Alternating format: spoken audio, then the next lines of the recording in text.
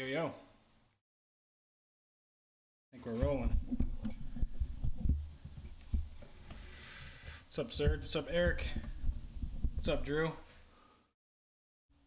Ooh, I gotta take this ND filter out.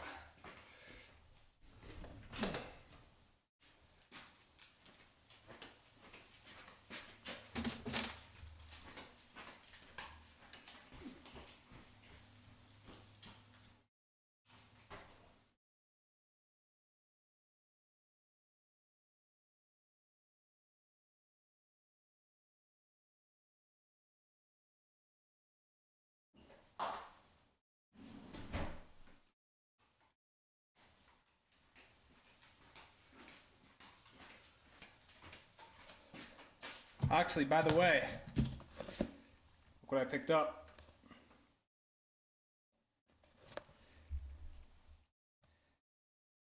Oxley Hole. Smells good.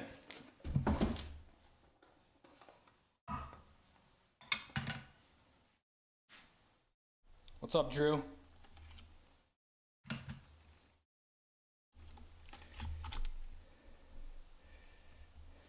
Right, happy 4th of July. I know it's probably not the best night to stream, but it's Wednesday, so we're going to do it for a little bit. Probably get out of here a little bit early.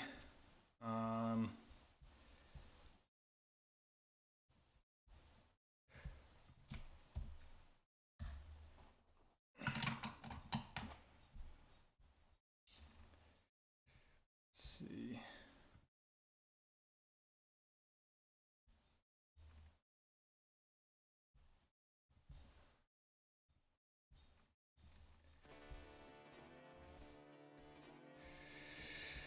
I literally just got back from a bike ride with my mom. She just got a new bike, and there was like, it sounded like there was a nut literally in the wheel. And so I was just up at the bike shop with her, just making sure she got it figured out before they closed.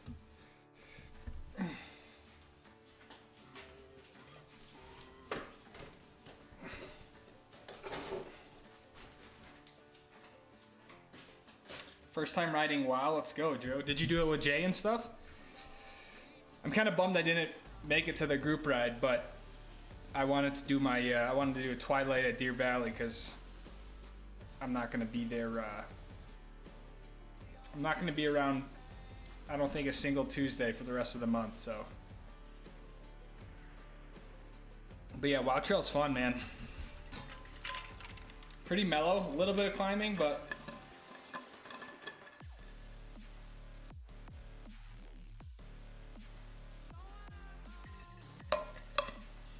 it was short-lived, Chin.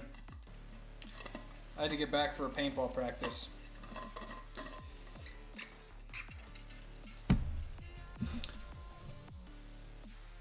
Don't be afraid to open it. Let's just open it now. 5 of us? That's sick, dude.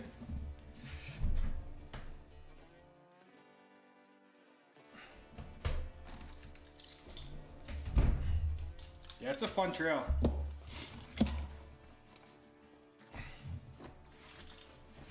Alright, I believe Hoxley Hole Soap is Geezy Gamer, or Geezer Gamer.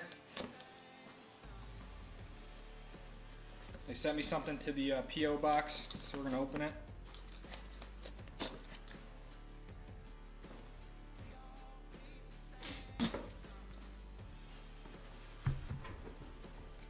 And then I'm going to share the ASPEN SNOWMASS itinerary that they sent me, so you guys can see what we're going to get around to. I don't know if it's supposed to be confidential, but you know, nothing super confidential around here.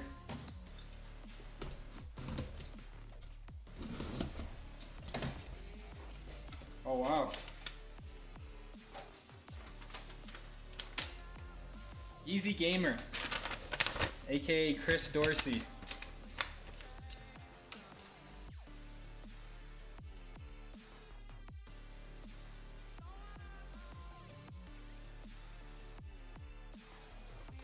I'm gonna read this a little bit more privately. Wow. Holy.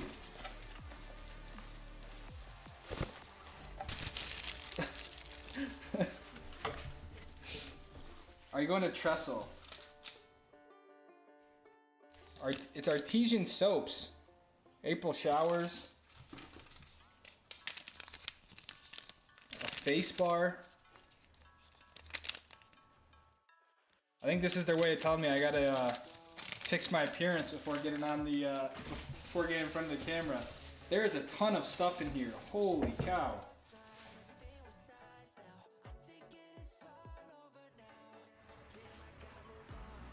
Some stickers.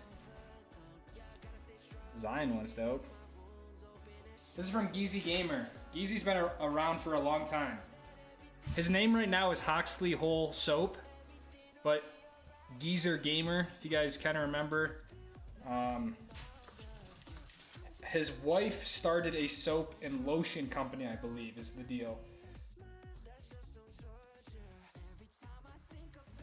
Wow, this is like really nice stuff.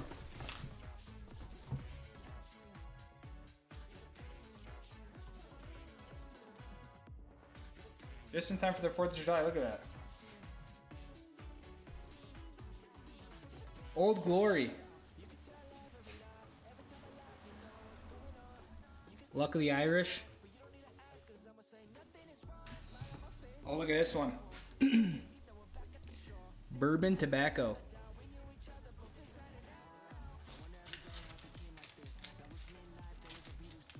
More samples. Yeah, tell the people where to buy. Wait, I could do that. Give me a business card. Right here. HoxleyWholeSoap.com. Check them out.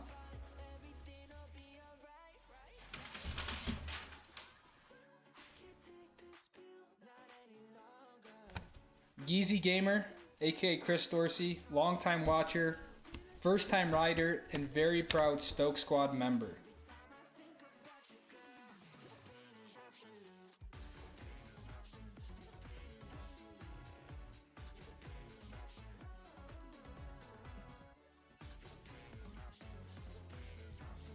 Everything is available at HoxleyWholeSoap.com.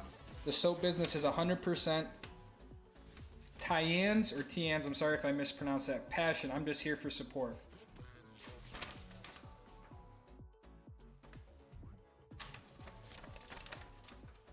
So HoxleyWholeSoap.com. Feel free to write in the chat.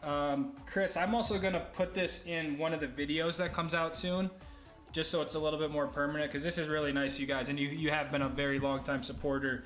And when it's a fellow Stoke Squad member like this who supports the channel, it's really the least I can do. I don't,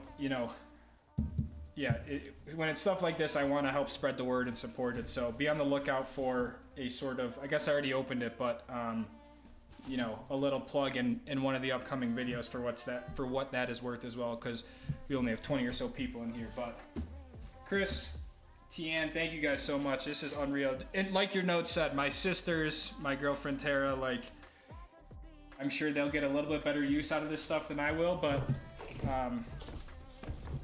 yeah, this is pretty unbelievable. There's a lot of stuff in here, so I could imagine this is this is a big deal, so thank you, man.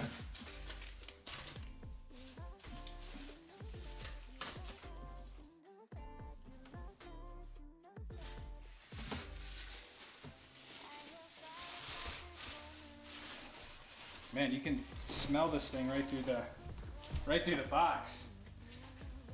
All right, I'm not going to Trestle at this trip. Let me see if I can pull up the itinerary for you guys. Summer visit to Aspen.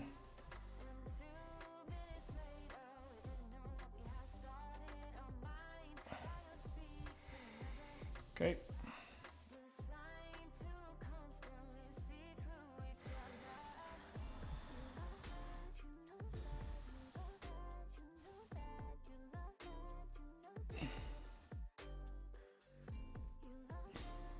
Smells like Mountain Dew.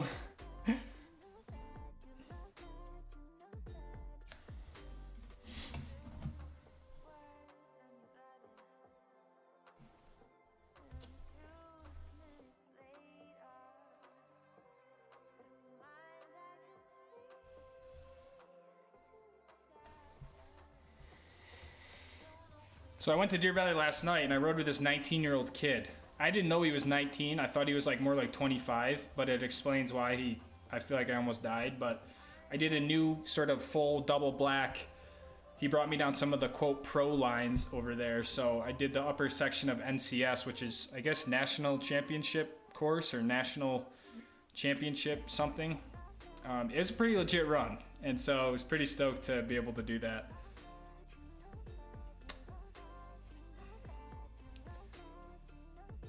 Okay.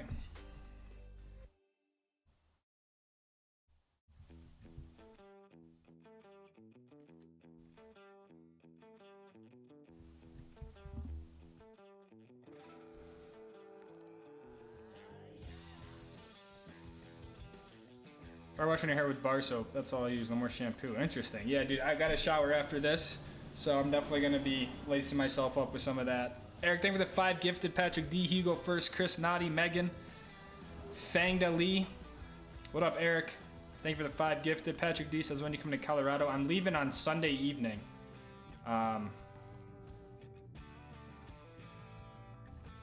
Leaving on Sunday. I'll share with you guys what I got so far. So here's day one. There's a little bit more to it, but just to kind of keep some of this stuff a little bit more private.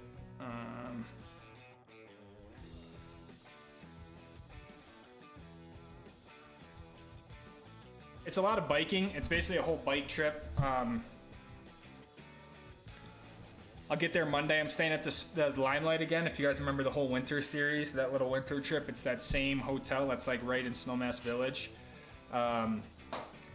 Basically Monday I'm going to be just biking is kind of my plan, going to hopefully getting to Snowmass around like 10, 11 and just spending the rest of the day up at the bike park. Tara is going to do some other stuff. She's going to be kind of like, see how we work her into this series and stuff. But yeah, just sightseeing, all that sort of good stuff. You know, and then dinner. I kind of sent them a revised itinerary. What did I say I'm going to do Monday? So Monday's going to be episode 1. It's going to be called The Arrival. I'm still trying to think of a series name. So this whole Aspen trip is going to be its own sort of like, I want to almost say TV show. That's kind of how I'm trying to brand it, but kind of separate it a little bit differently from my regular episode. It's going to be the same feel, but I just want to kind of package it together on its own. So episode 1's The Arrival. Bike park. Oh, Tara was going to do like the ropes course. Dinner at the Limelight, and then they gave me a spot for a sunset mission, so that's kind of day 1. Tuesday's gonna be really cool because I'm doing my first ever like mountain bike race, downhill race on like their local series. So it's gonna be called episode 2, The Race. Showcase the breakfast at the Limelight, and then basically train all day for the local race because it's just on one trail there. So it's gonna be cool to do. Cool to do my first ever race series. I have lunch with Sarah Stuckey at some restaurant in Snowmass, and then I'll be eating up at the Elk Camp Lodge after the race. So we're going for P1 or we're gonna wreck. So first ever race, a 30 to 40 year old age bracket. So I would like to think I have a little bit of youth advantage, but I'm lacking the experience. Wednesday episode is called Tarmac, Coasters, and Rodeo. Tarmac, Coasters, and a Rodeo. Wednesday is a little bit more road bike focused. I am basically going up to the Aspen High School and I'm going to be biking up to the Maroon Bells, which is a pretty gnarly, just sort of straight up climb. I don't know why I volunteered to do that, but we're going to do that. So a little bit more road biking focused, but just showcasing that you can do that. And then the views up at Maroon Bells. I guess I'm doing a lunch down in Aspen. And then I would like to do the Alpine Coaster with Tara after that. I think that kind of always looks pretty cool with the GoPro for some reason. So Alpine Coaster stuff, and then we're going to a rodeo. So I got a cowboy hat, all right? And then I'm highlighting the Snowmass Rodeo. So I've never been to a rodeo before. I don't think I've ever wore a cowboy hat. Thursday, the episode is called Magnificent Beauty. If I get a permit, my plan is to do a sunrise mission to the Maroon Bells. Because the light hits the top of the bells, all that sort of stuff. But you got to be there like before 8 a.m., blah, blah, blah. What did I say I'm doing? Breakfast. I'm taking the Limelight Audi out for a spin. I guess they really want me to highlight that again. I gotta check out of the Limelight, unfortunately, so that'll be my last sort of day there. And then I'm doing more downhill, but I'm doing kind of like more of a, you gotta kind of climb up, and then there's this nice black sort of flow jump trail down. It's called Deadline Trail. So I'll be showcasing some more downhill biking, but it won't necessarily be at the bike park. Then I guess there's kind of like a little burger beer hangout area. And then they gave me a pretty gnarly campsite. So the whole idea is to then go out and actually camp in Luna for the final night. So that whole sort of theme of that episode is just the views and, you know, the sunrise mission at the Maroon Bells and then camping and all that sort of stuff. So each episode kind of has its own little micro story with the idea of the whole series just kind of highlighting the adventures that you can get around in Aspen. I haven't really thought of the whole series name yet. It usually comes to me as I get out and I'm doing something.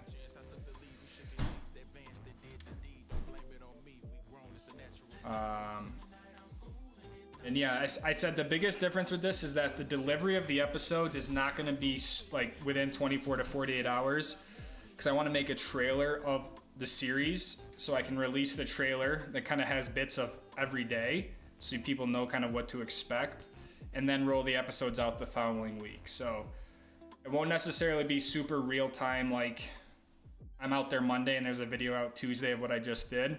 It's going to be a little bit more crafted. So I'm excited for it from my perspective. Not only is it going to be a fun trip, but also from like kind of the filmmaking side of it. So that's the plan with Aspen Snowmass. And then I'm out. I'll be leaving Friday.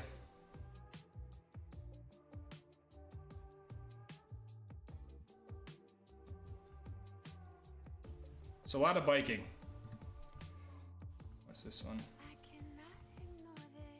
Yeah, they do a really, like, I'm just really impressed with how they just do a really good job of organizing it. So you can see they give me so many recommendations for food and all that other stuff. And yeah, they're just really, really stoked to have us out there again, which is cool. So anyways.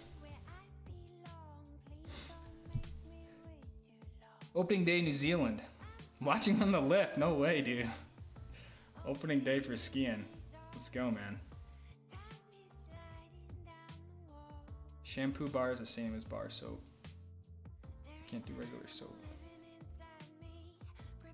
What's up, Ben? Just started watching the stream. It's been chill, dude. It is July 3rd, so I'm sure, you know, we might call a little bit early just because it is kind of a holiday, and yeah. Downhill mountain bike is straight up whole body sport. My chest and shoulders were sore after, and my legs. Yeah, what'd you think of it, man? Do you think you could? Did you go with your friends, or like how did that whole thing go down?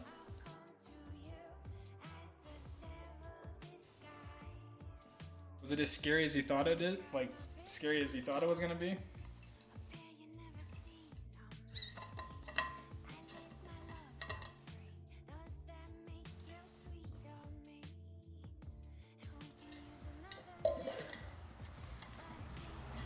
Plans for 4th of July? I don't know, man. I'll probably just hang out with my mom and my sisters, to be honest. Last year we went up to the canyons, the ski resort, and they do like fireworks and stuff, so maybe we'll do that. But probably just hang out with my mom and whatever one of my sisters wants to, because yeah, next week I have Aspen, and then I go to Virginia for racing, and then after Virginia I get back and I head right up to Banff for biking and heli hiking and stuff. So it's kind of my last weekend in the month of July that I'll be around. So that's all I got planned. Claire doesn't want to try mountain biking. I don't know. I mean, I think she would want to try it. I've kind of talk to her about it, see if she wanted to, but I don't know, you just can't, it's hard to push someone in that sport, and I don't know. I'm definitely not, yeah. I'd love for her to do it. Gonna be similar to Revelstoke. Yeah, pretty much, Drew. I just think they're gonna be a little bit better packaged, I guess. I don't know. I say that, but then at the end of the day, they could be just like everything else. But I just like that I feel like I have a plan with the videos, and a lot of times with my vlogs, most of the time it's just like a total, I'm just doing it on the fly. So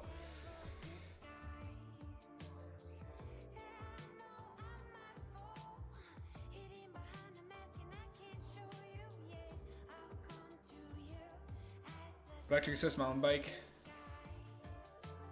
That's definitely a good idea if she would ever get into it. I almost feel like I have a better chance of getting her into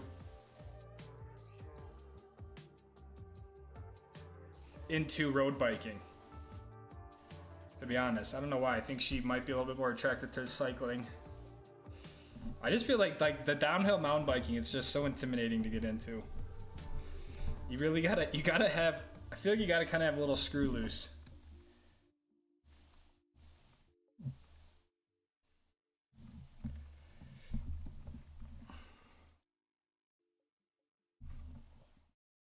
Following me on Strava? Oh man.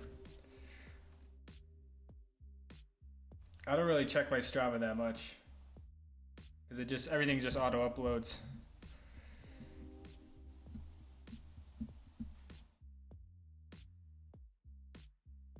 The road bike video Grand Teton. It was cool. It was a little something different. I was a little bit nervous on like how it would actually come together, but you know, I'm actually I'm happy with how it turned out, given what I was kind of what transpired. I mean, we didn't ride for that long or that far, and I don't know, but it was cool, something different. What's up, Chris Noddy? 14 months. What up, man? Thank you, dude. You should have shown the Headwind Sufferfest. Oh man.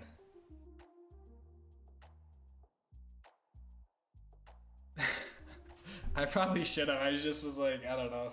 I could tell I was just losing, you know, I know like every second that went on with the road biking clips, I was just losing people's interest, so I don't know.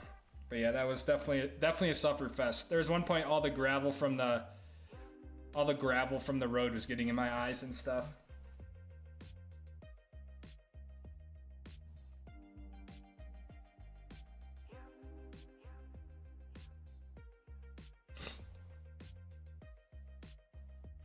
You need to assist on the video this morning, people that put you in your place. Yeah, all my sisters are very different. All my sisters are very different.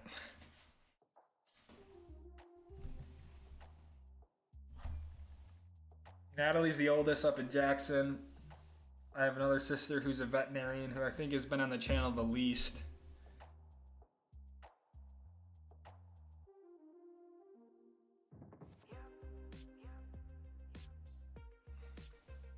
We're talking about a trip to South America.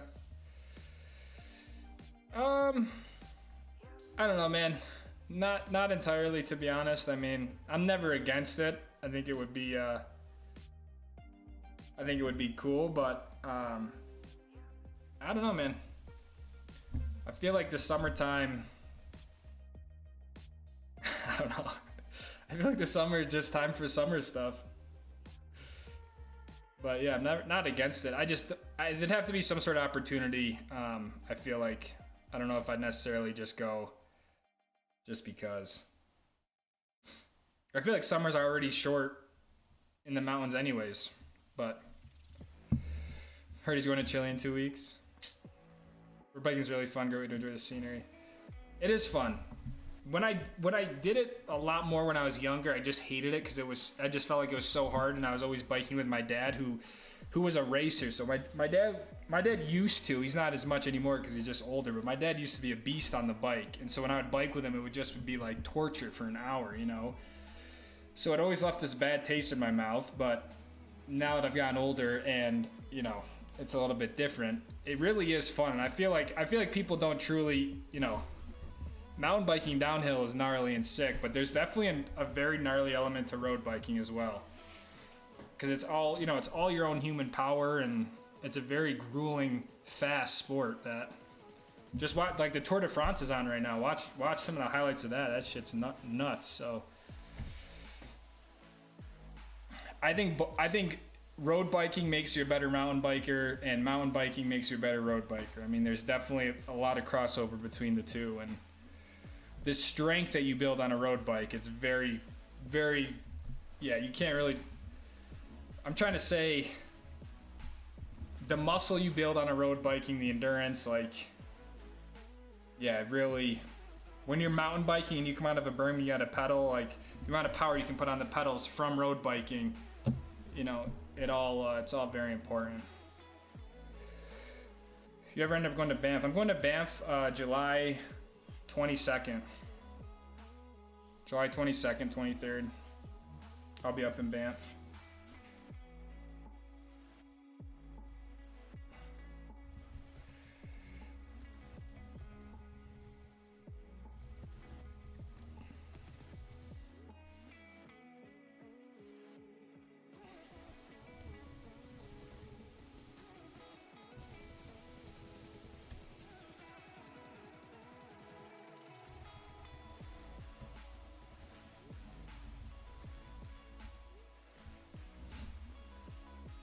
Yeah, it's an insane road bike. I got an absolute, like, yeah, the price is nuts, but I didn't pay anything near full price. So I need to make that clear. I would never spend that much money on a bike.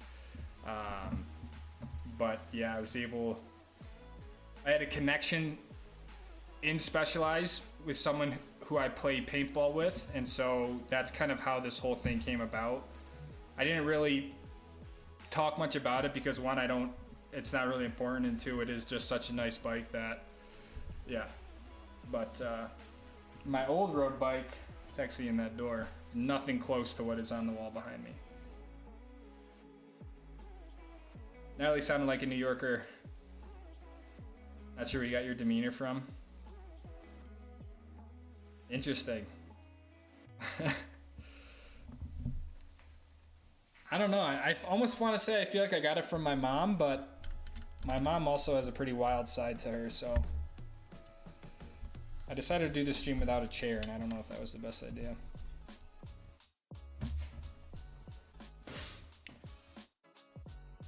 It's funny, my dad's bike used to race like crazy. Oh, no shit, dude. That's gnarly. My dad was never like that sort of stuff, but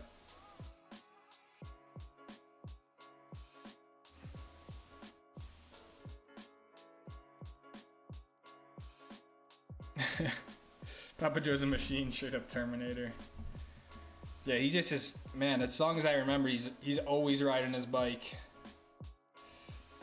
He's a huge road biker. So I've tried to get him into downhill more, and he just like, yeah, it's kind of funny watching him, but he's just not built for mountain biking.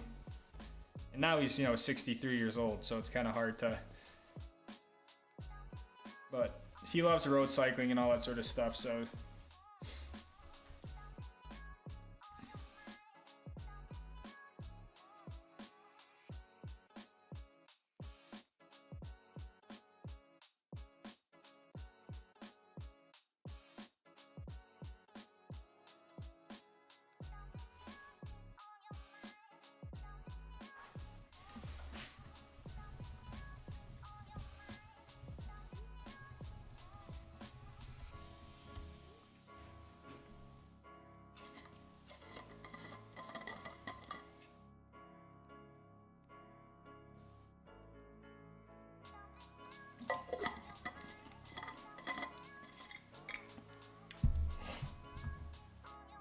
that's why he's so healthy. I think it's definitely one of the reasons. I think it's more his diet that's just atrociously disciplined, but road biking definitely is one of those.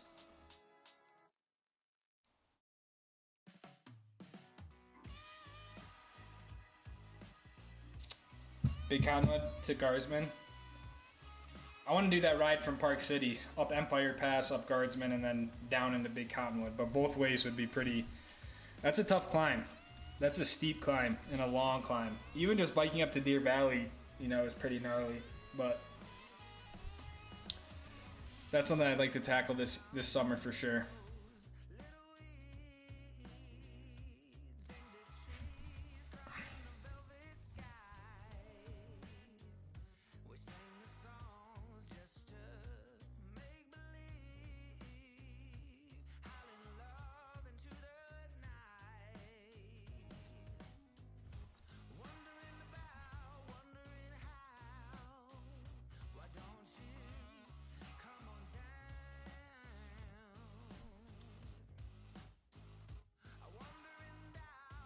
When you started doing Wednesday live streams, how many people would be hanging out? Like when I very first started the live streams, ooh, probably anywhere from like 8 to 12, to be honest. Like around 10 people.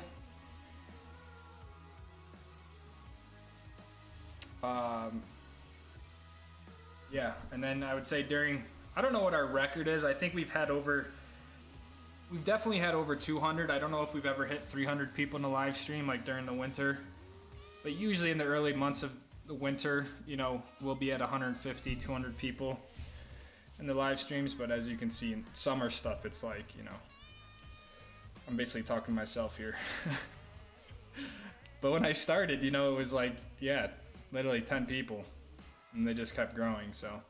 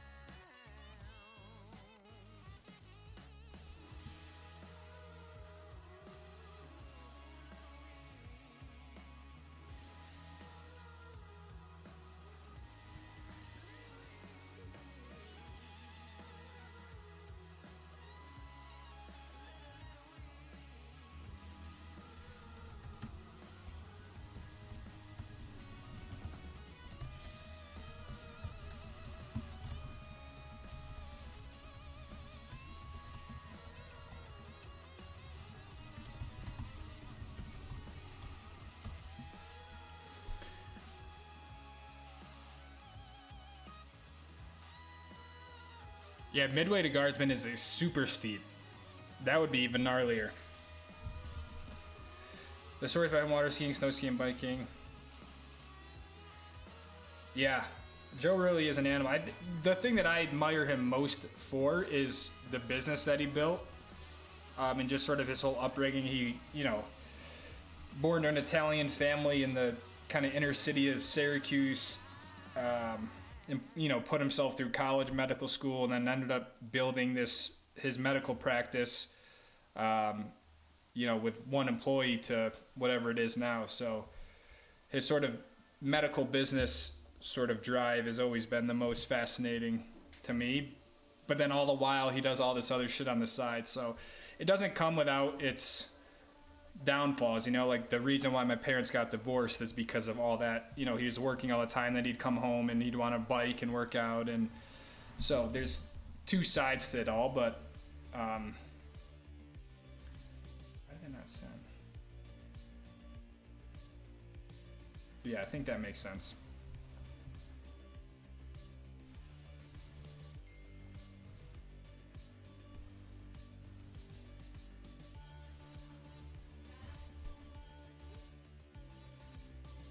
Got any goals for the bike trip? I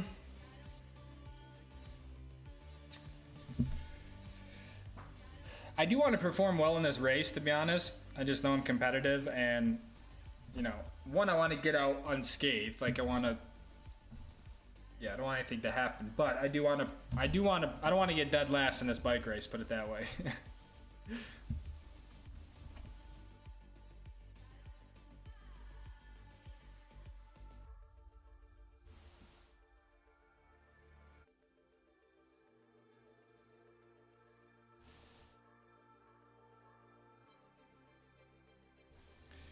If you need any gear for the hiking trip, let me know. Oh hell yeah! I'm a little bit worried about the heli hiking because I don't know. They just say that you need to have gear for like all conditions, you know, and you get flown into the lodge, so you can only bring so much stuff. I gotta talk to them because I gotta bring camera gear and stuff. So I don't know. I think I'm set, but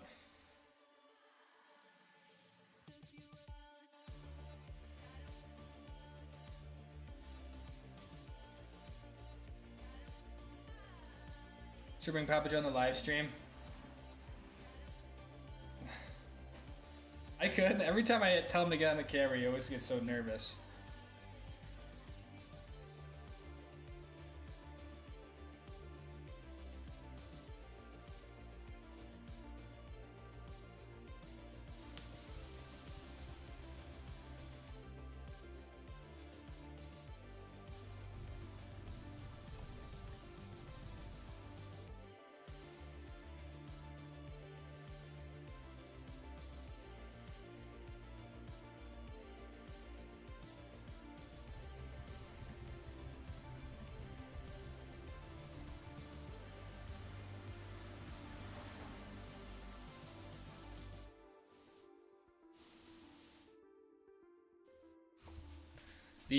The next episode that's coming out, I'm trying to put it out Friday. I had my worst crash by far on the mountain bike. It went like over the top of the bars and it was pretty gnarly. I don't know how I came out okay, but I was like totally fine. Other than a scratch on my wrist. Yeah, I got messed up. Last run, last jump, last turn. So I'm kind of, yeah, I guess I'm kind of excited to share, but I'm also not excited for all the comments that's going to happen about what I need to do differently and all this sort of stuff. It's going to be called Going Over the Bars at Jackson Hole Bike Park.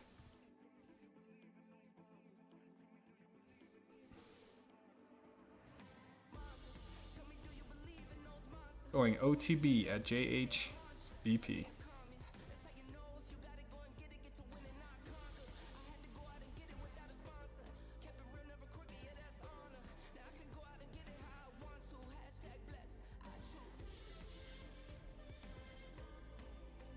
How'd you record the data?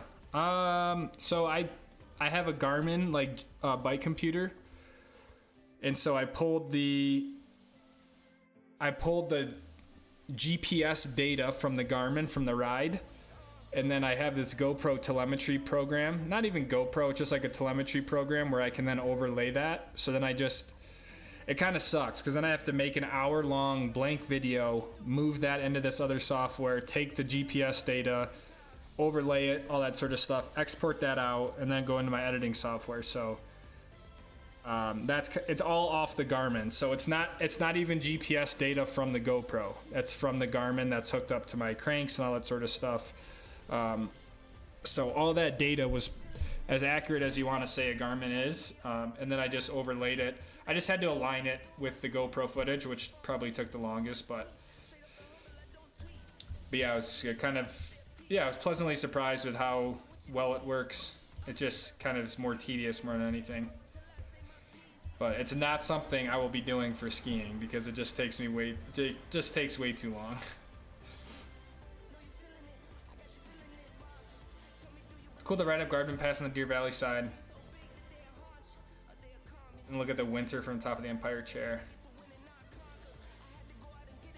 That's how I want to do it, Jerry. I want to ride up Guardsman from Empire.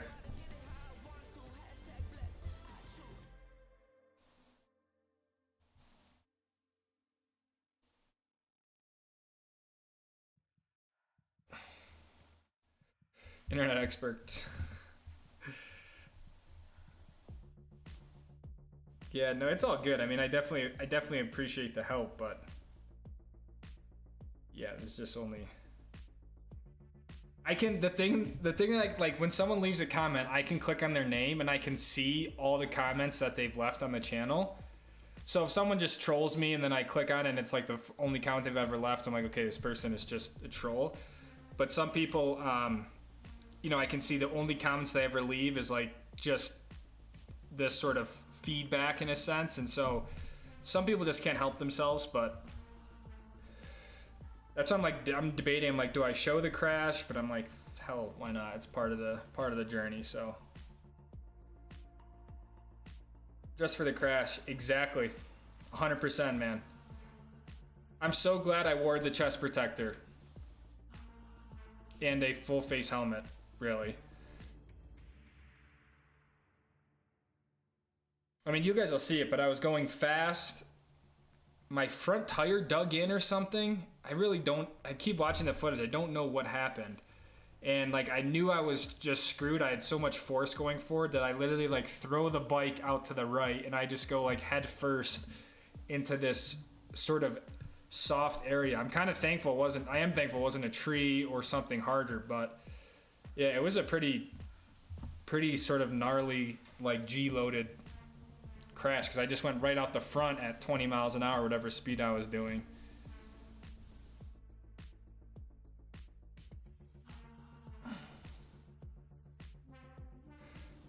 You guys sleep in the lodge every night or some nights in the back country? I believe we're sleeping at the lodge every night, Parker. For that heli trip. It's what, 3 nights? So the lodge, I don't know, it's somewhere in the Canadian mountains. But yeah, we're sleeping at the lodge. All inclusive. Other than alcohol. Massages, spa, food. I'm like, I'm in, man. Then I can try to work my the winter trip. I gotta get invited back for heli skiing, you know, so they said they weren't sure if they're doing another big like media trip, which I was like, damn. Unfortunate.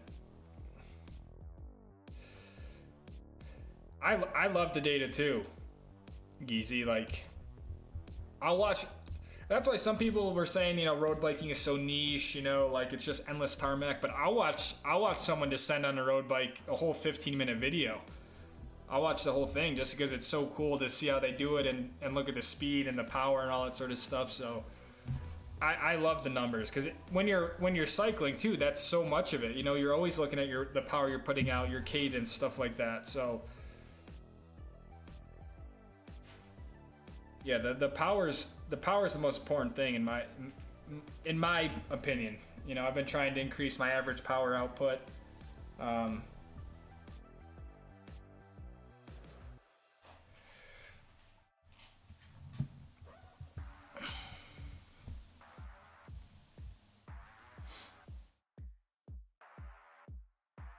Look like Cavendish. He won yesterday, technically, or was it today he won? He just set the all-time record for the most stage wins in the tour.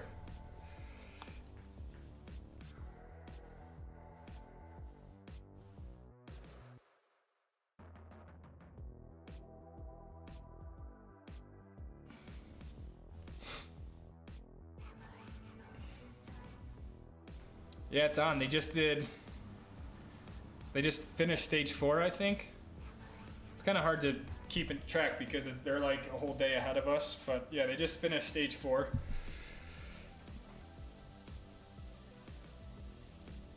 Yeah, I can never pronounce his name, Pogačar. But his stage win yesterday was insane. I sent it to my dad. I was like, dude, you have to watch this like 4-minute clip. The way he broke off the front and the dude tried to stay on his wheel and he just dropped. He just like tortured him, dude. It was like insane. Then he had the descent down. Like, there was a really...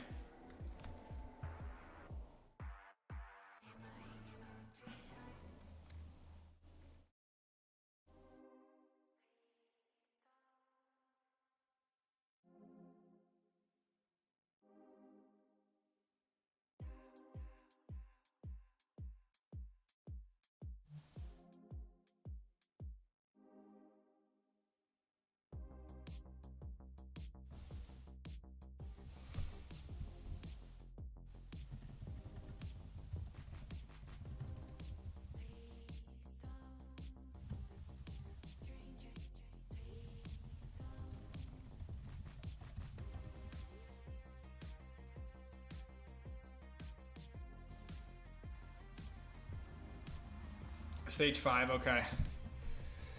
It's cool. You can go to, I don't know what the exact website is, but like the Tour de France website, like they do a really good job of breaking down each stage, the climbs. They have kind of like live timing. I mean, I certainly don't watch like, you know, I'm not sitting there watching the tour, but I will watch out the highlights and stuff. I feel like being a race car driver also drives you to the numbers, so it parallels biking. Oh, definitely. 100%, Drew. That's where I just like, I like all forms of biking. I think it's so similar to racing. Like downhill is so similar to racing from like the line choice perspective. And same with road biking, right? But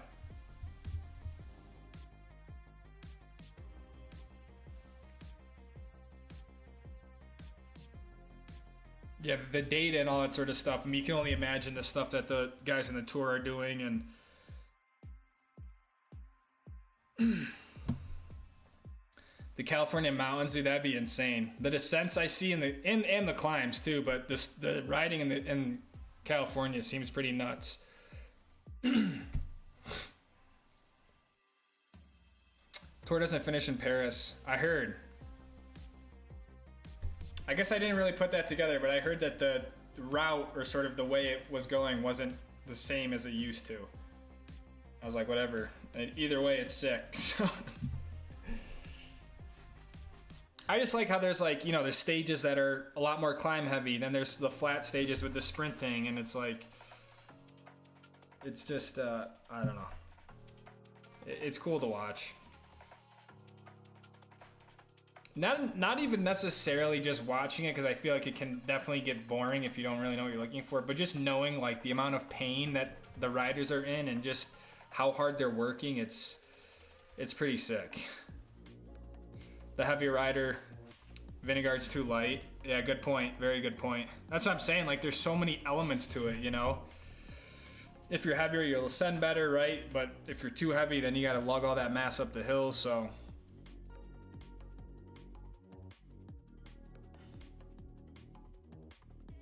Yeah, good points.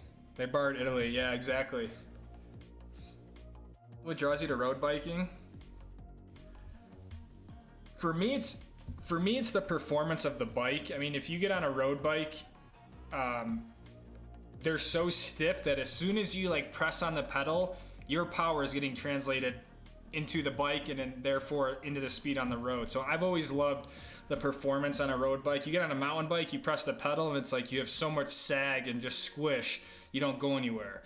It's obviously a different sort of, you know, beast. You're not going to take a road bike down a mountain biking trail, but the sportiness of a road bike is pretty addicting. I love the speed you can carry. You know, going 40, 50 miles an hour on a road bike is like, talk about a rush, you know? And perhaps just sort of the grueling nature of it, where it's like you are your own horsepower, you know? I mean, I didn't necessarily say it was fun. I mean, there's a lot of times it sucks, but one, I know it's good for me, and two, you know, I love sort of challenging my own physical ability, and yeah, I mean, it's pretty badass once you get in the groove a little bit and you feel comfortable on your bike, and it's just it's a different vibe than mountain biking for sure, especially downhill. It's just not as sexy as downhill biking, you know?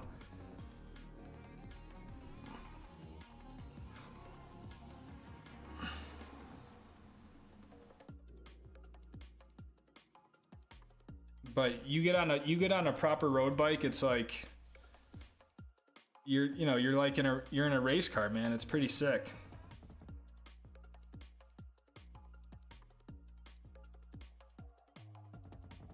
Multiple races within a race, and every day's a race. Yeah. I think that's what's so cool about like the King of the Mountain stuff and the sprinting jerseys, right? Like kind of everyone there is almost, they have their own goals in mind. You know, I mean, obviously people want to win the whole tour, but just some people they're not even setting out to win the tour. Some people are just trying to win King of the Mountain and all that stuff. So there's always something going on. So I agree with you.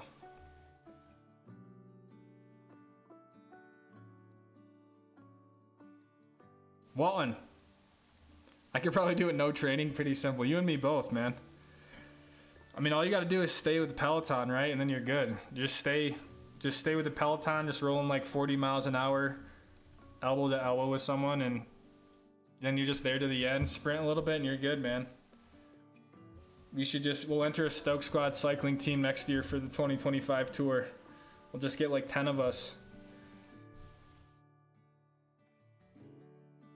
What's up, Logan? Trail ride, nice, dude. Hell yeah. How do you like the 1-Up? I like the 1-Up a lot. I mean, I haven't really ever used anything else. I think for my van setup, it works really well. I like that it can kind of fold down. I didn't have any issue with my bike going out to Jackson, and then I drove freaking 60, 70 minutes on a forest road, and there was no problem with the bike. So I like the 1-Up. I think I paid $250 for each tray, so $500. So yeah, cycling is the hardest cardio sport.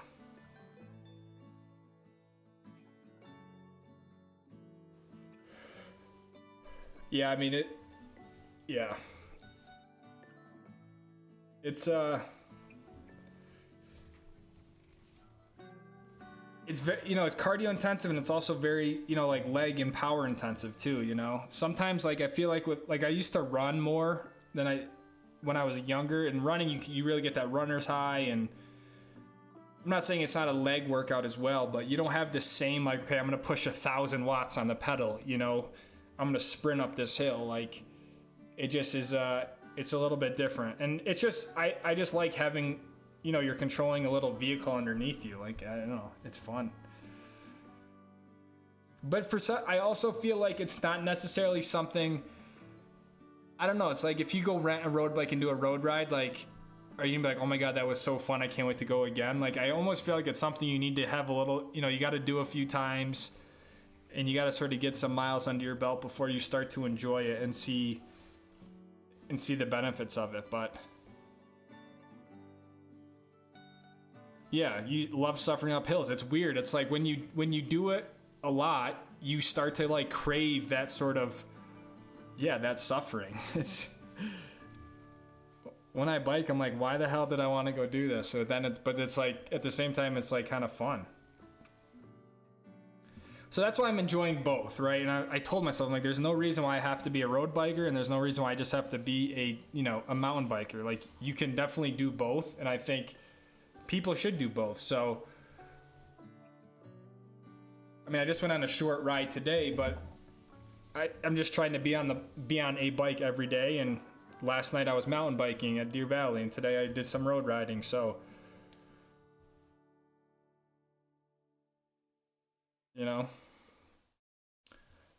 it's nice because there's sometimes I'm like, okay, I don't necessarily want to go risk my body downhilling right now, but I want to go cruise on a road bike. There's other times where I'm like, I don't really want to go, climb Deer Valley today, but I'll go mountain biking. So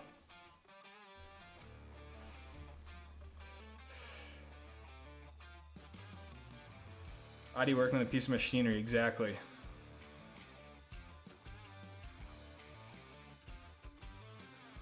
Yeah, I don't know. It's a good question. Whoever asked that, Mark Lambert, what draws you to road biking? I don't really know.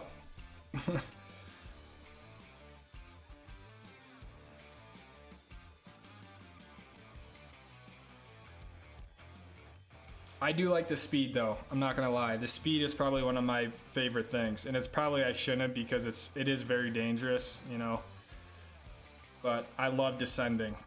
I really do.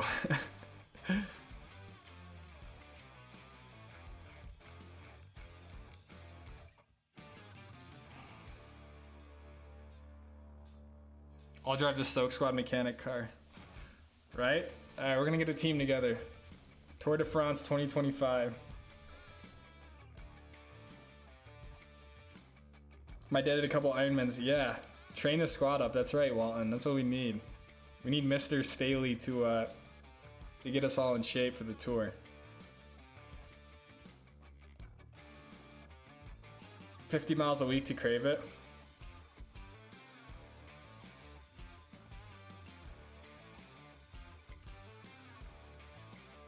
I also like that you can just make it,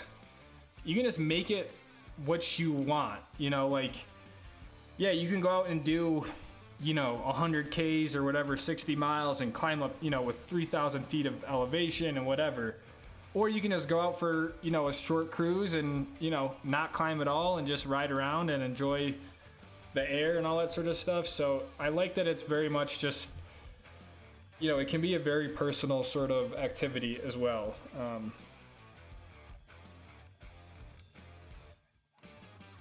And yeah, I like having that sort of, with skiing, it's like I'm always trying to go up to like the gnarliest stuff and like go ski that. With biking downhill, it's always like, I always feel like I'm about to die half the time. And so sometimes with road biking, it's just nice to have something that's still a rush, but I don't feel like, you know, my life is on the line necessarily.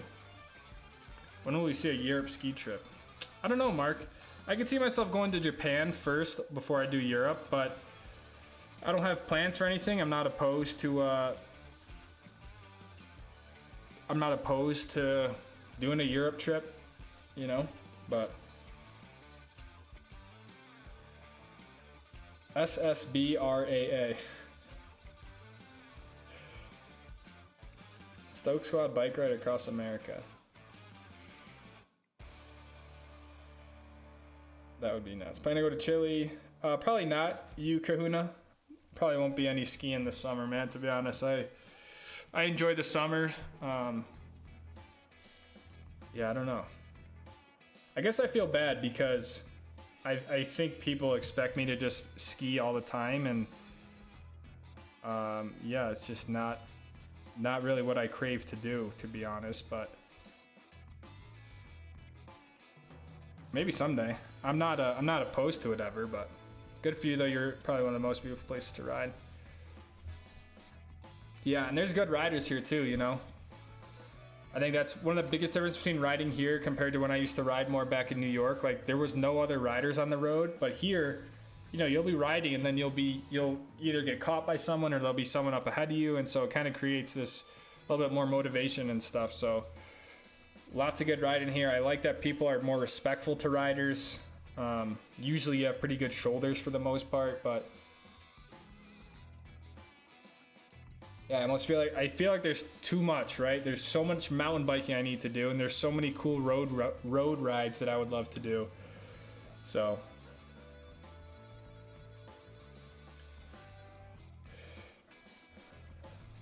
where'd you get the S-Works? I got it from Specialized, Caleb. TF, such a team sport. Absolutely. Huge team sport. You can't do it without your team, you know? I mean, look at someone like Cavendish who won whatever, you know, they basically just sit there and they get pulled along by their team. You know, the puller pulls to the side with, you know, a kilometer to go or whatever. And then the dude who gets all the fame and glory sprints. And I'm not saying it's easy, but it's very much a team sport. Yeah, I have seen Safa Bryan's stuff. Insane, dude. That dude's nuts. And that's what I'm talking about. Sometimes I can sit there and I just watch him descend like the whole video. It's so mesmerizing. I mean, it's insane what he's doing. But yeah, and I like how he puts out other stuff with other bikers, and I haven't watched a ton of his stuff, but I have seen some of his pretty crazy descents. Electric assistant road bikes. Absolutely. I was biking, I think it was Monday, and I was going up some hills and I could see a rider up in the distance, and I was catching him kind of on the downhills in between the hills.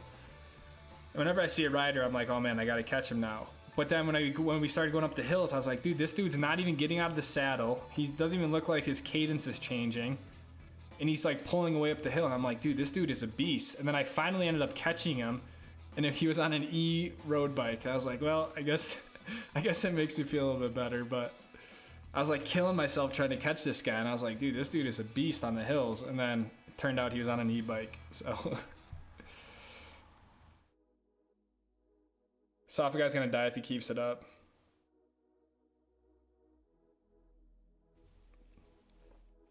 Yeah, I saw like his Mexico City stuff where he's like literally ripping through traffic like inches from cars, it looks like. I mean, I don't know, that dude, like, he's obviously very experienced, but he doesn't have a lot of margin, you know, if something goes wrong. Are you ever gonna bike with Abe? Yeah, we were trying. I invited him out to Aspen Snowmass. I was trying to get him in this whole trip as well. Didn't really work out. He invited me to go to Hood River this week. I kind of said I would go, and he's like, well, I didn't really know it was so far. So that kind of never really, I don't know, kind of never really happened, but I was kind of ready to rip out to Oregon this week. But yeah, we chat back and forth. I mean, I'm hoping that there's some other trips going on. I could see me kind of meeting him in Mammoth again at some point. But yeah, I really hope so. I really enjoy being around him and learning from him and yeah, all that sort of stuff. I think he adds a really cool element to the channel. And he's just, yeah, someone I've always looked up to, as you guys know.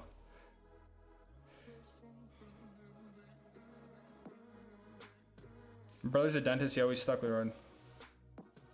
I mean, yeah, dude, there's definitely, you know, there's some people who won't ever road bike because, you know, it is very dangerous. You have cars and stuff, and, you know, you have a thin layer of spandex between you and the asphalt. And there's other people who won't ever mountain bike because, you know, of the injuries you can get there. I mean, each sport definitely has its dangers. I will say I feel like road biking is a little bit easier to be safer with, you know. I mean, you don't have to go 40, 50, you know, 60 miles an hour down a descent by any means, right? But it doesn't take a lot with mountain biking. You know, all it takes is to kind of catch your wheel the wrong way and you go down at, you know, 5-6 miles an hour and you land on your wrist, your arm. So yeah, both sports are very high danger. I'm not gonna lie. It's all about the last 300 meters, definitely, absolutely.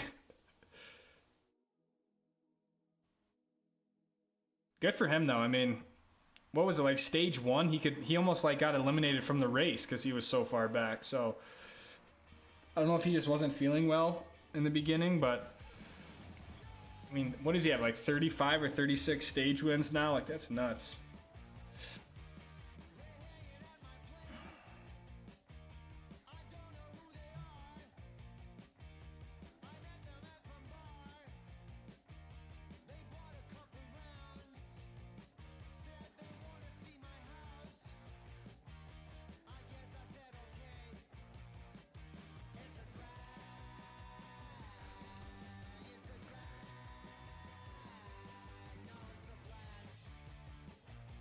I was gonna ask if you race random people.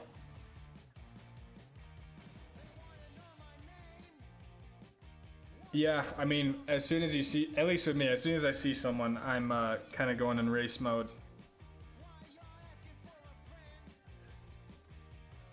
But usually, you know, usually someone will jump on your rear wheel for a little bit. You know, there's definitely cases where it will turn into, yeah, there's no reason why you can't work together, but it just obviously depends on the quickness of the riders.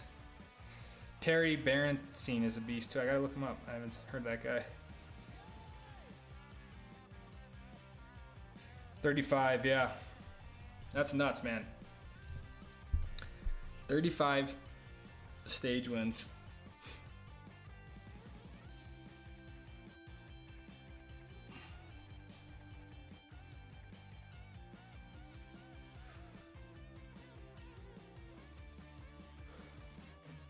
Yeah, definitely. I mean, there's no doubt that the vehicles are a big danger with road biking, for sure. You gotta obey the rules of the road, and you know, yeah, there's a lot of awareness that happens with road biking, for sure.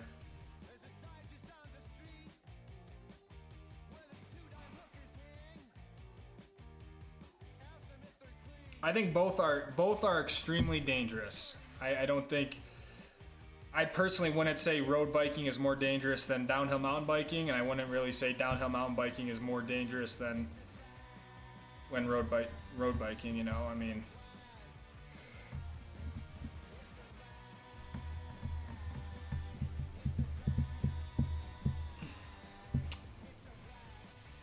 Mountains on day one's career, they've never seen that. Some riders it takes days. Yeah, maybe he was just like really hurting on the sort of acclimation, but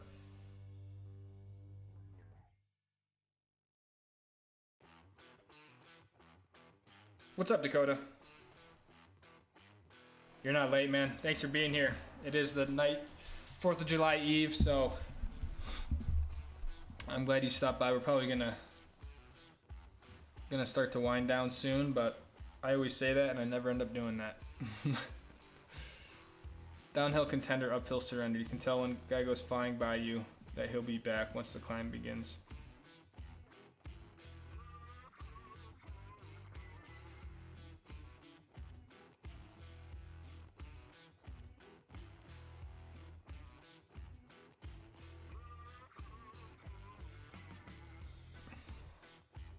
Woman killed years ago.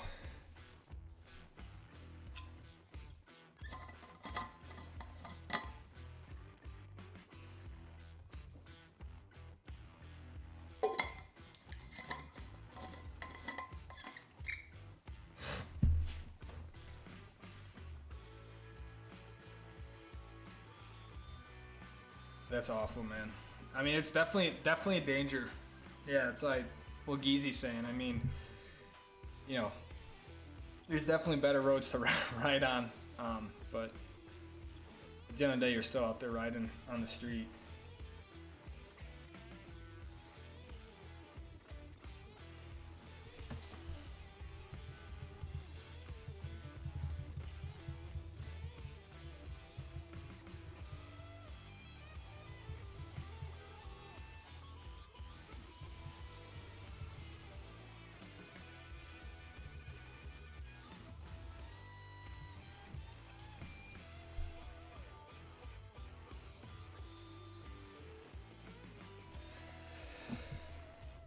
Yeah, Papa Joe rides for sure. He's rode.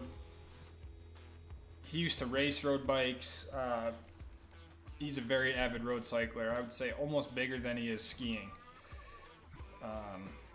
So, yeah, very big road cyclist. He got in a really bad crash. I want to say, I don't know if it was last summer or the summer before. Descending at Deer Valley, he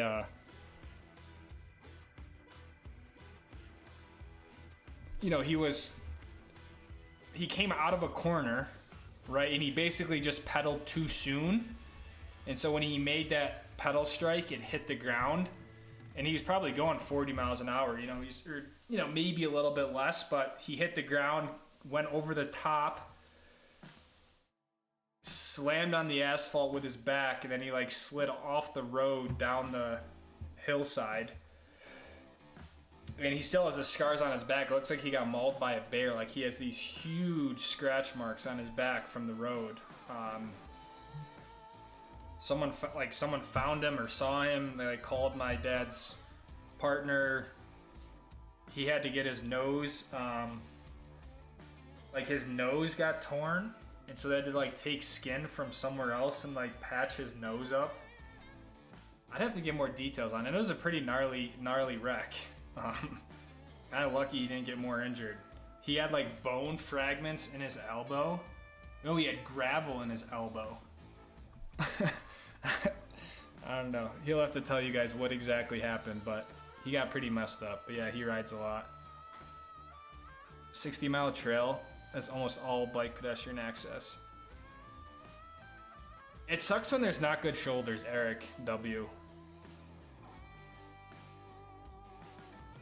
That's probably the worst. I don't mind kind of poor condition roads, but when you have no shoulder, it just makes it tough to enjoy biking. It's the best when they have a little bike lane. I don't like bike paths because I just feel like it's not necessarily meant for road bikers. But when they have that bike lane on the side of the road, that's the best.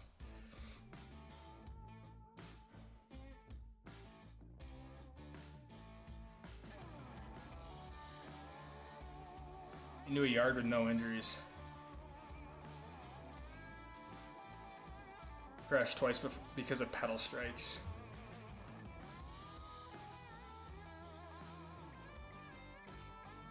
Yeah, every time I go around, every time I descend and I'm coming out of a corner, I always just wait an extra second or two before pedaling. Because one, you know, I'm not racing, so it doesn't really matter. But I'm so tentative of catching that pedal because I know there's really no saving that.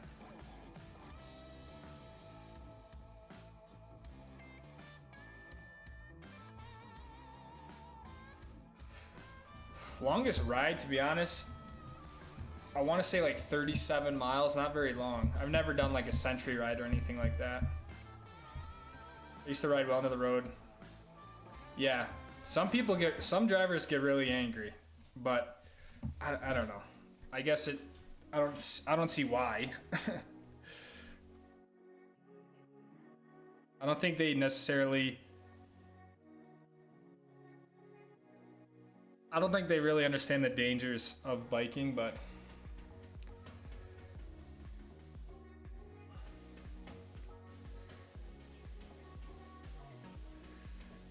speed plays used are the best. I like the speed plays. I kind of was thinking about getting new pedals at some point, probably next year, but I've had these pedals for a very long time. But I don't mind them. Yeah, pedal strikes and mountain biking, I have not figured out how to avoid those. The few times I've climbed, I'm like, I pedal strike a lot. It does startle you.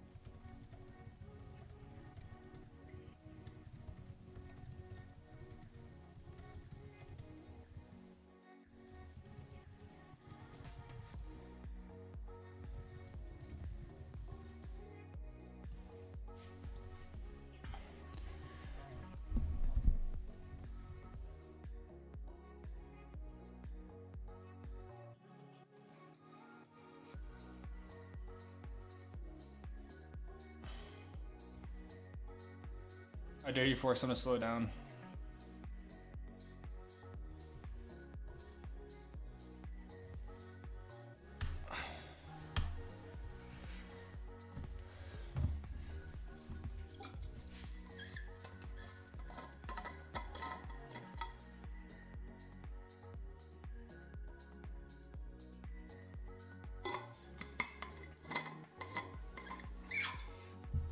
I think I might make some spaghetti and meatballs for dinner.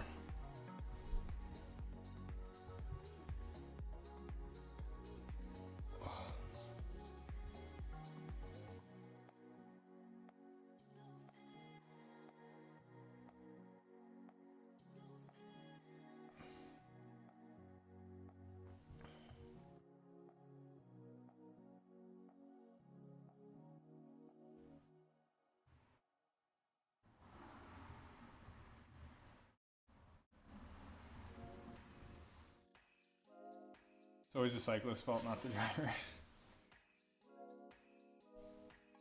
I mean, yeah, it definitely goes both ways.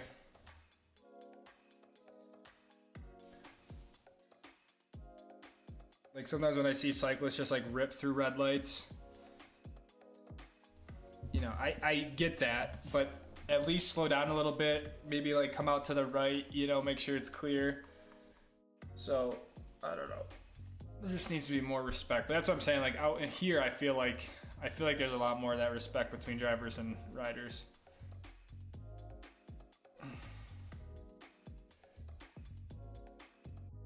You need to update your bike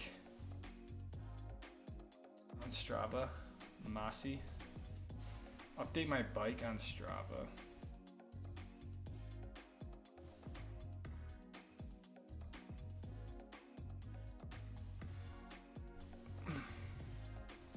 What does that do? Or is that just...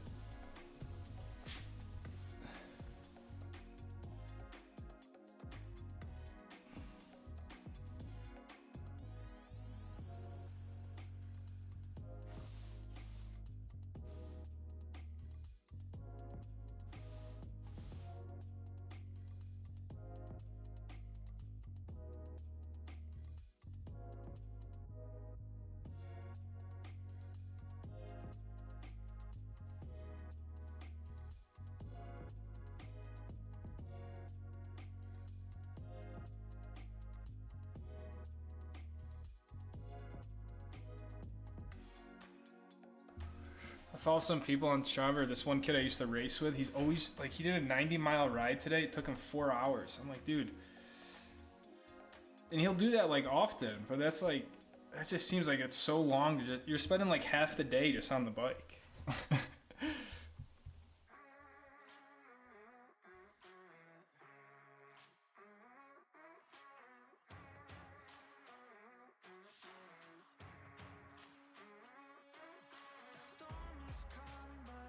A red flasher. Yeah, that's a good idea. Yeah, definitely. That's what I'm saying. They're not immune to traffic laws by any means. I understand the deep hatred for them.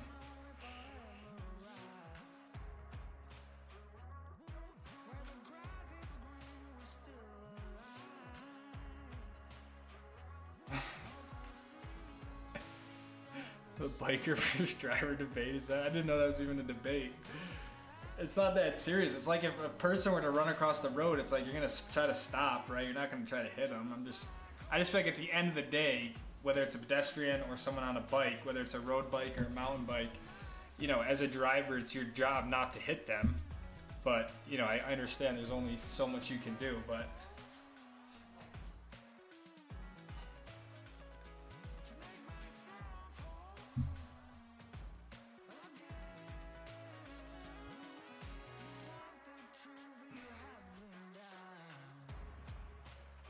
I saw a 20 GT4 schedule drop. Yeah, the plan is to run a full season, Parker. That is the plan. We always go into the year with that as our plan, and then as things develop, we'll make adjustments, but we will, you know, begin the year with a full season in mind. If we don't, it's usually like the last race we might not do to save money. But yeah, the schedule for next year is basically the same as it is this year. They just move some things around, but yeah, we'll be starting GT4 in a few weeks at Virginia, which is going to be pretty gnarly. So they are bringing the car out.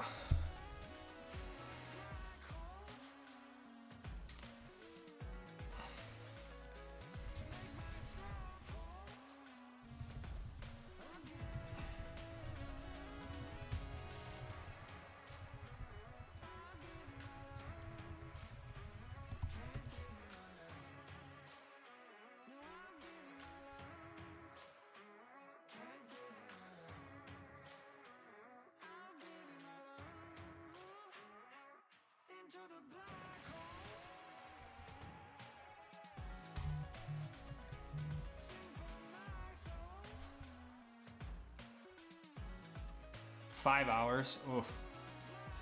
That's what's crazy. Like the tour guys, that's what they're doing like every day. But when you're at that level, that's like your job. Your job is to just sit on the bike and ride it.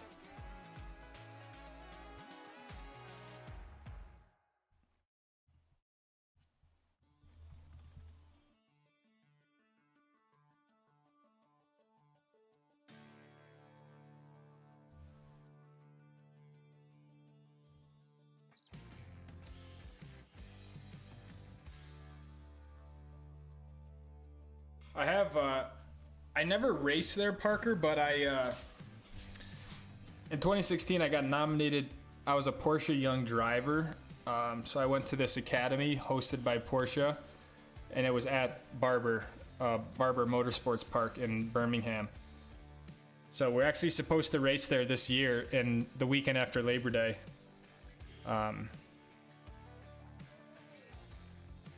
So I haven't necessarily raced there, but I have been there before for like a Porsche academy back in the day.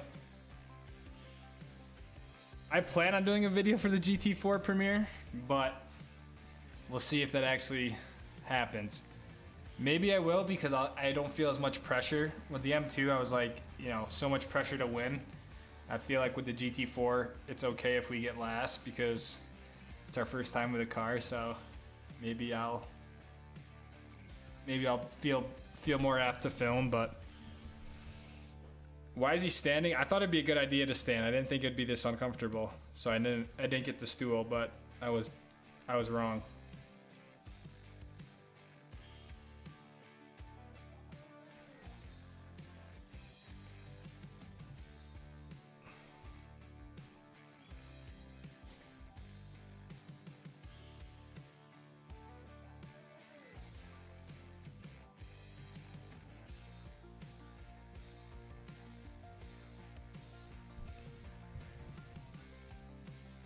I got the Fuji listing.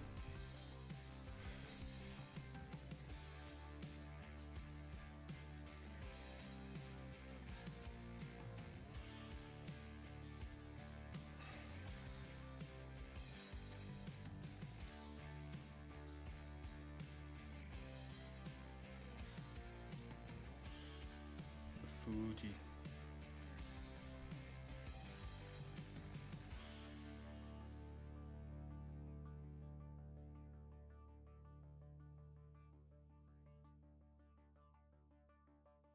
Follow the same next race in Virginia.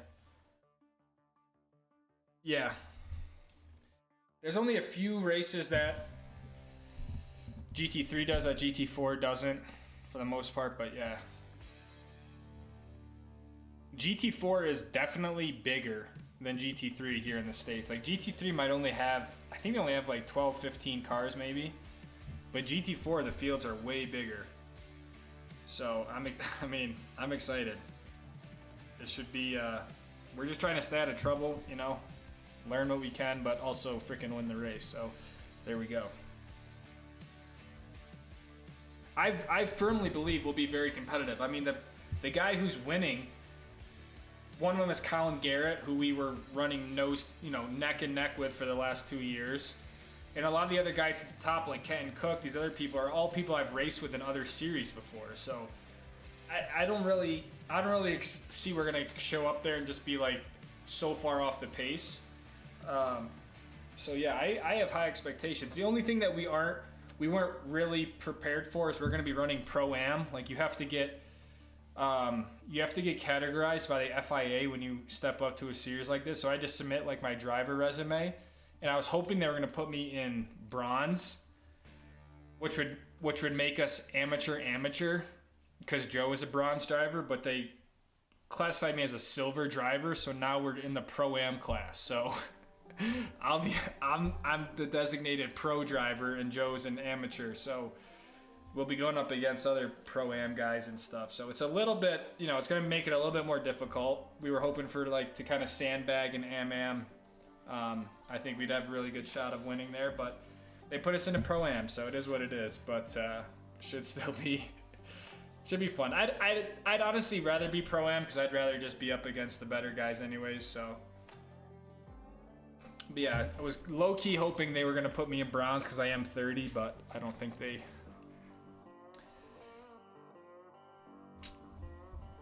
Yeah. Yeah, Huxley, I agree. I think it'll definitely take some getting used to with the car.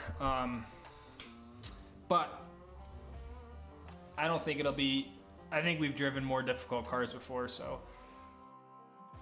It's going to be, honestly, it's going to come down to staying out of trouble right? Like not, you know, not getting hit, not whatever. And it's going to be acing the sort of pit stop, because that's a whole different element to it now. Not that we're changing tires and stuff, but coming into pit lane, meeting the minimum, you know, time and stuff like that. So that's going to be the biggest learning curve for us, and that's where it's going to be sort of the game changer in that regard. So typically, like the format, there's still 2 races each weekend. So one race, Joe will qualify and start the race with the other amateurs, and then say it's a 60-minute race. So say, I think the pits open at like the 25-minute mark. So from 25 minutes to 35 minutes, you have to pit, and we'll do a driver change, and then I'll go out and finish the race. So the idea is you put the pro in the car longer. So kind of as soon as that pit window opens at 25 minutes, Joe is going to come in, get me in the car, and then I'll drive the rest of the race. And then the next day, I'll qualify and I'll start the race, and I'll stay out 35 minutes, 34 minutes, and then Joe will get in the car, and then he'll finish the race. So there's a driver change, but you're not doing fuel and you're not changing tires. Yeah, we have a pit limiter. For sure.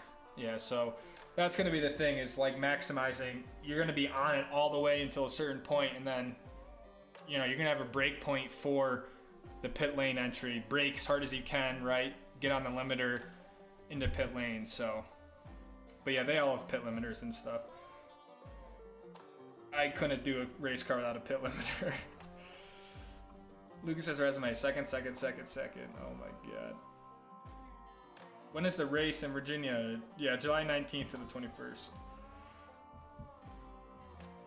MX-5 racing. Yeah, MX-5 was nuts.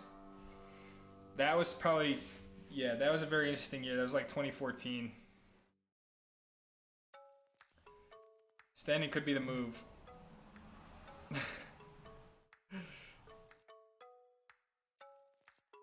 You can mountain bike up in Washington. I think I might, Hunter. I'm tentatively planning a Whistler trip for August, and so my idea with that would be go up to Washington and then up into Whistler. Don't hold me to it, but I would like to maybe do a little Whistler trip. I'm super scared to go to Whistler, I'm not gonna lie. So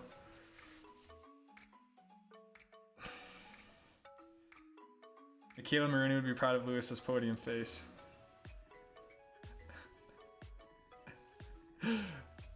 GT4 is my chance to have a fresh podium face, okay?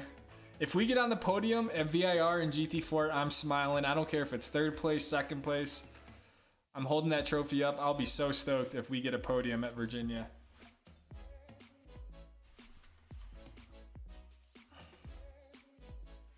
Are you down to one car? We still have one M2. We sold my car. Like the 17 M2 is gone. That dude, yeah, he basically looked at it and bought it the next day. We still have one M2 that we're trying to sell. Joe's car. But we're not running it at all. It's just for sale. They hold their value. The M2s have held their value actually really well because they don't make those anymore. With no pit limiter. I mean, hell, I've gotten drive-through penalties with a pit limiter.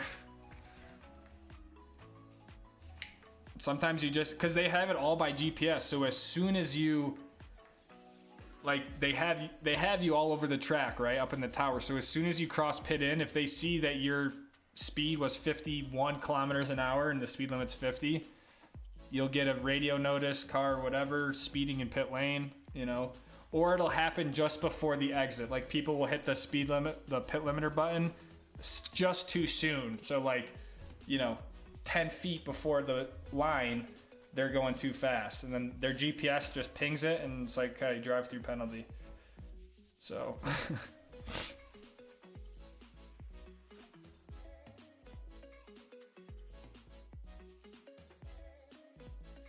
so many cars. I think GT4 is just way more accessible, you know. I mean, I think GT3 is like, you know, not only is it so much more expensive, I I just think it's a whole different level of racing. GT4 is still, you know, it's still full-on racing, but I just think for most people it's a little bit more digestible. So I really don't know, because in Europe GT3 is huge. You know, like in Europe there's tons of GT3 cars, bigger than GT4, but bunch of spots to warm me up for Whistler. Yeah. My bigger thing was with Whistler is, like, I guess, you know, for like the core people of the channel, like, I guess it would be cool, but I can't go there and run like A-line and like dirt merchant and all that stuff. So I just feel like I don't know. I just feel like the Whistler video would be super underwhelming, you know, but maybe it's more about just the progression with it. Who's buying these? The one who bought mine was just the guy in actually Central New York. He ran a E46 or E36 or something. It was just kind of looking to move into a newer BMW. So he came to the shop, saw it, and the next day he bought it. So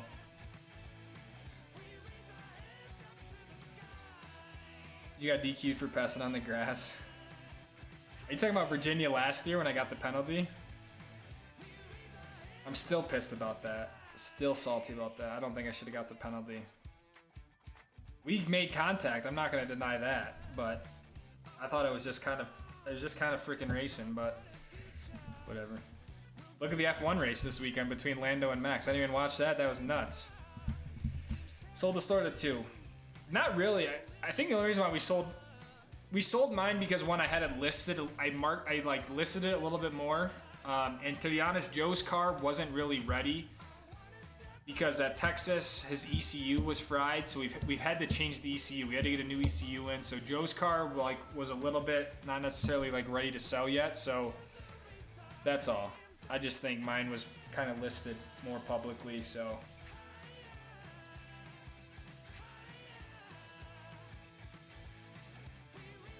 but yeah, Joe's is for sale. I gotta put it up on some of the racing websites.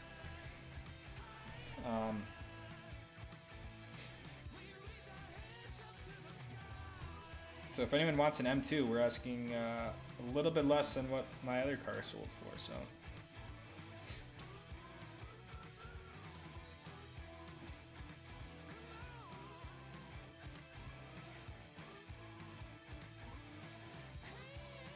but it'll be good. I think it'll be good for the team overall to just go down to one car. It'll be a little, you know, it's going to still be a lot of work, but I think it'll be a little bit less. You know, you're just worrying about one car rather than 2. So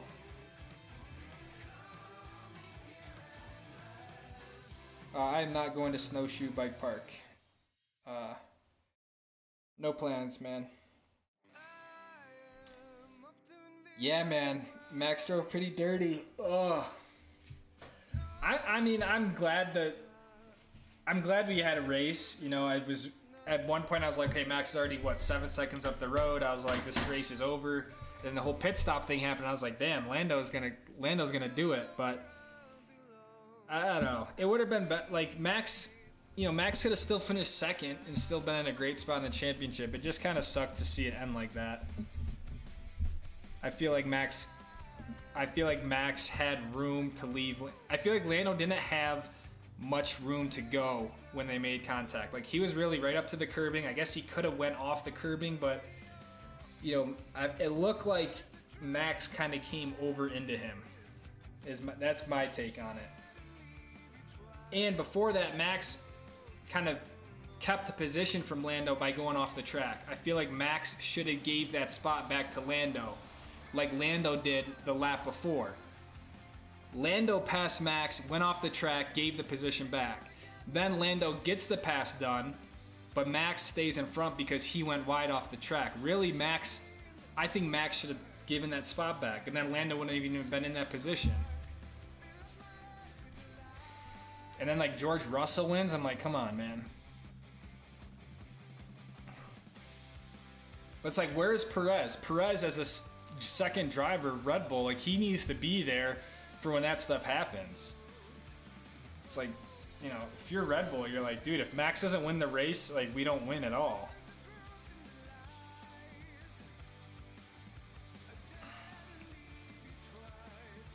Beham this year. We're planning on going, Parker. We're planning on it. I mean, barring like anything bad happening. Definitely make it down. What kind of sucks is because we went from 2 cars to 1 car, where I could get 8 passes for people, now we can only get 4 passes a weekend. So, kind of sucks, but I can get 4, you know, free paddock passes. So, if you're interested in coming. Max always drives dirty. He's just, man, he's just ruthless.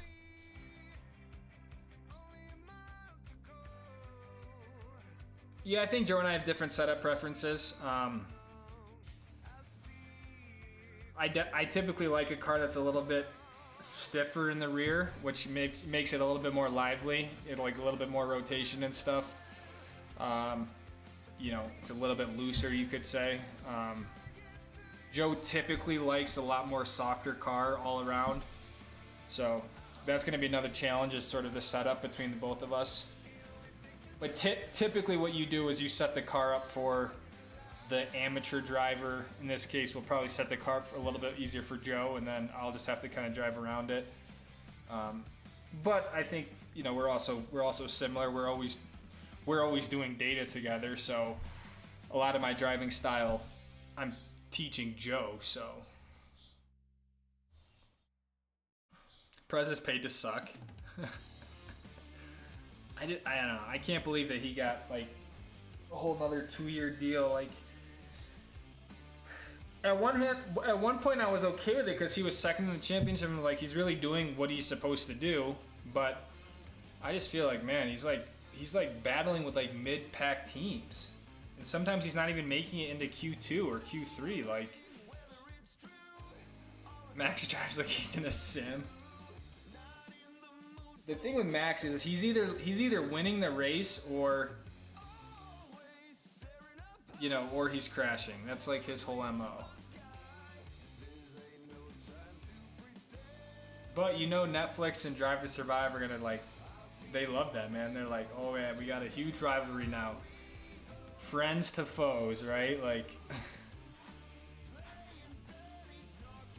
it just would have been cool to see that out and like have a battle, even if Max whatever stayed ahead. But like, you just never want to see contact like that. And then Lando doesn't even finish, and it's like, okay, Max, you get a 10-second penalty. It's like, what good does that do when Lando doesn't even finish the race? You know, like Max still finishes 5th, and Lando doesn't finish. So it's like, how is that penalty system fair? It's almost like it needs to be, okay, you finish 10 seconds behind Lando. So Lando finishes last, okay, you finished even more last. I don't know. But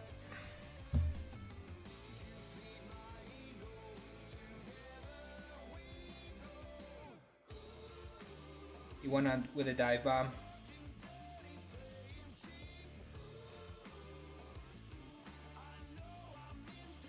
Certified crash out. I mean, dude, McLaren, like, there's no doubt McLaren has came on super strong. Like, I think McLaren is probably the best team right now in the field between Lando and Oscar. Like, Oscar's a really good driver too. So I think, yeah, this weekend is Silverstone. It's the end of the triple header. So. Max even ran Lando. I saw that. It was just like, just tough to watch, I guess. I don't know. It was awesome. I was like, dude, this is so sick. Some like real F1 battles, but I just didn't like that it ended like that. I'll be out there on Monday morning for the week, Brandon.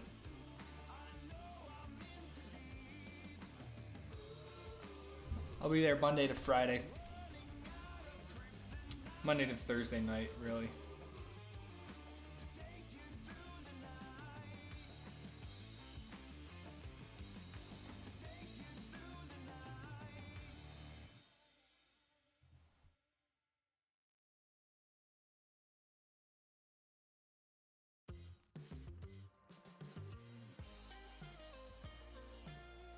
Alright, squad. Well, I got about 8% battery, 7% battery, so I'm probably going to wrap this up here.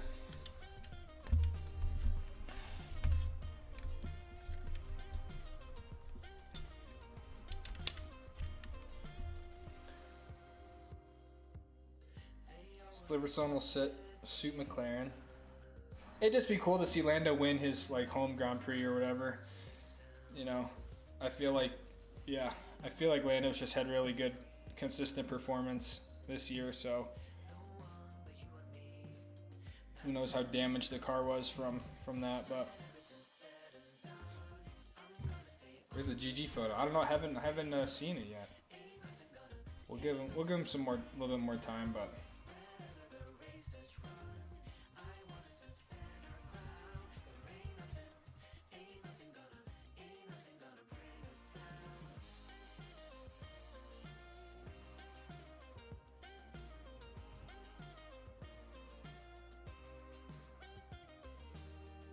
No GG. Dakota was here. What's up, Regina?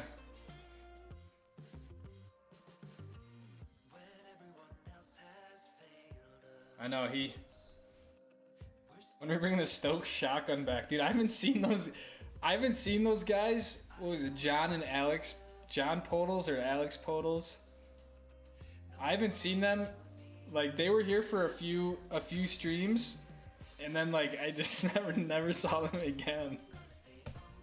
maybe they'll come back for ski season.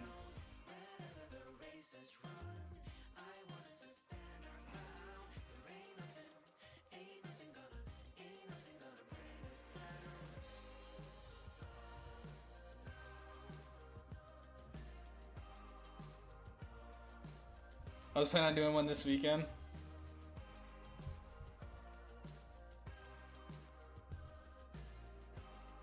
Those are epic, dude. I do commend them for their creativity with some of those Stoke shotguns. Those were epic. Dude had like skis on in the house that one time. Anyways, we got the Garage Gang photo just in time. Dakota says, no more Zach and Celeste, just Celeste now. Celeste has been around from the beginning. I wonder if she's like, dude, I can't believe you still put this kid on. We got a little garage doggo in there. But Celeste, I feel like Celeste was in like the original Garage Gang photo. Where? Okay. Oh shit! Without the PG-13 warning. No way, I just did that. You're right, dude. I feel so bad, but I guess I just assume at this point. We got 20 people in here. You know.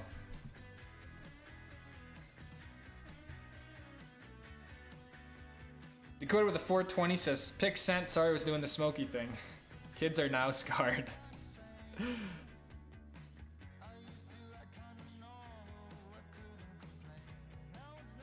Kids don't show up in the summer.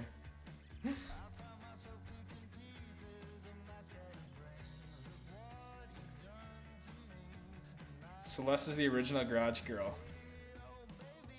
I think you're right, dude.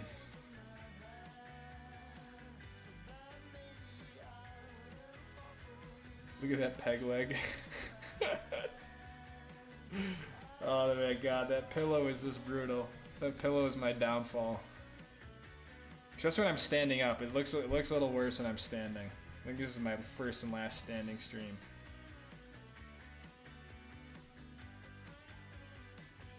No kid tonight, Dakota, huh? You said, screw you guys, it's too damn hot in that garage. It's 94 degrees in there.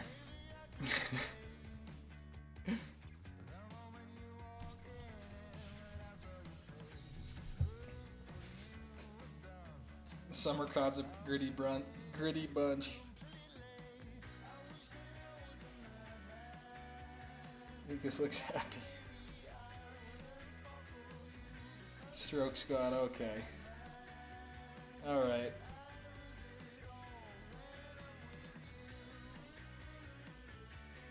I'll do it, yep. That's how we know it's time to wrap it up. Good thing Levi's not in here, else he'd be going nuts right now.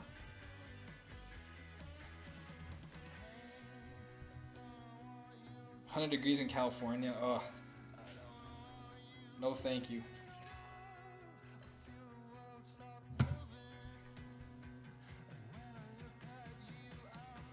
Only 87. Dude, that's insane.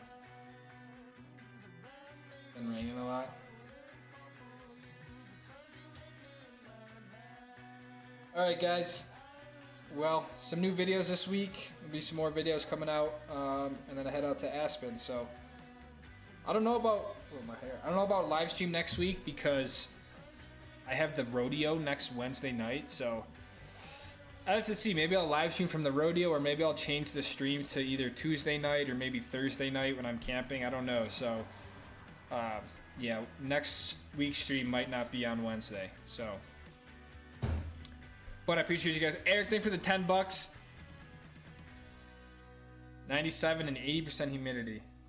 Entire US is getting the heat wave. Levi's brain rotted out the wazoo. Okay. I'm gonna go make some meatballs.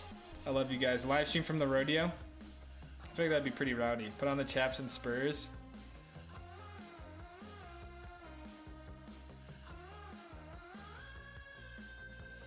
That could be cool from the rodeo. I guess I don't know what I'm getting myself into, but. Alright, love you guys.